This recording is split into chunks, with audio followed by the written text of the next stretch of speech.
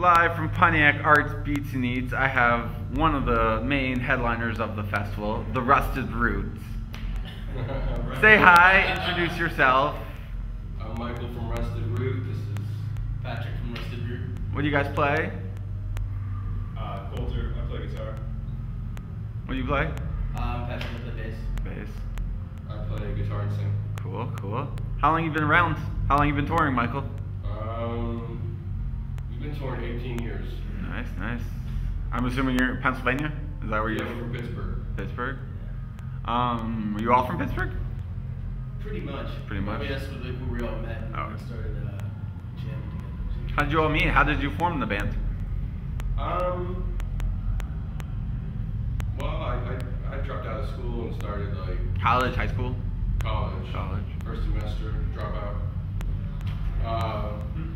And just started, like, I rented a studio and just started writing music and hanging out and trying to, just hang out with different musicians and people around Pittsburgh. And, I met Liz in high school and asked her to come down and sing.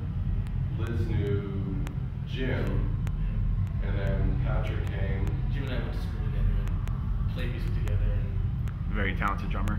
yeah, he's a great drummer. He had a band that he was jamming with that they're really good. And then he found What were they called? did you guys? Yeah, we played like a couple shows though. Okay. I guess he told me the name. He said it was Rusted Root. I didn't know who you were. Cool. Yeah, because he said they just started playing, but they needed a bass player. He and I used to play guitar in the jam together. So, how long did you start playing around Pittsburgh and that area before you started branching out? About a year, maybe. Maybe a little less, like 6-7 months. We started playing like Morgantown, like areas near Pittsburgh, and So started branching out a little farther. yeah, just kept like Started getting up upstate New York, Rochester, Buffalo, Penn State. Ohio. Got some favorite venues around your area? You got a hometown venue that you love to play at? We used to love playing the Syrian Mosque. I said that's one down. We played a little place called the Artery. Yeah, the Artery was great. And Where's that at?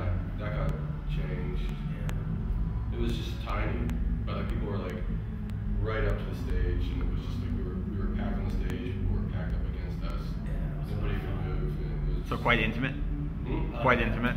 All the places we played in that part were very intimate. Also too, like at that time we had there was a warehouse on the south side of Pittsburgh called the Birmingham Lofts, which you could rent out for events, and we would actually build our stage and put our sound system together and play shows and invite people down to come and be a part of something. It wasn't necessarily a concert; it was sort of like part concert, part dinner, part hanging out with friends. Yeah. It was like New albums coming out or new material or just just working on it? No, that's what we've been working on. Oh, okay.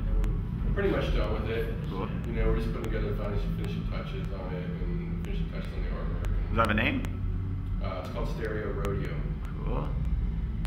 I enjoyed your live album. Very sweet album. Oh, cool. Yeah, the double disc live album is very cool. I actually saw you guys at the Majestic Theater. In Michigan and Detroit, like 3-4 years ago, probably. Yeah.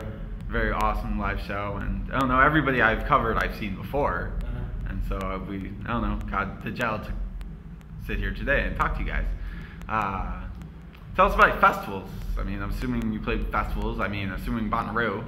Yeah, we've always played festivals. Like we played festivals since like maybe 2 years into being in existence as a band. First festival. Blue Heron Festival in upstate New York. Jamestown, New York. Cool. And then we went to the Grassroots. Grassroots is a big, pretty isolated community up there, but it's such a big, huge festival. Cool. Trumansburg. Anybody you remember playing with back in the day at these festivals? Oh yeah, Dawn of the Buffalo. There was a band. I think 10,000 Maniacs played 1 year. Who else? Who was the band with the little ukuleles? Horseflies. They were awesome. Russ Rafiki was a reggae band out of Morgantown, West Virginia. Oh, really? Yeah, I just heard they haven't been together for like years and years. Nice. I know, right? Fantastic. But there's a whole community of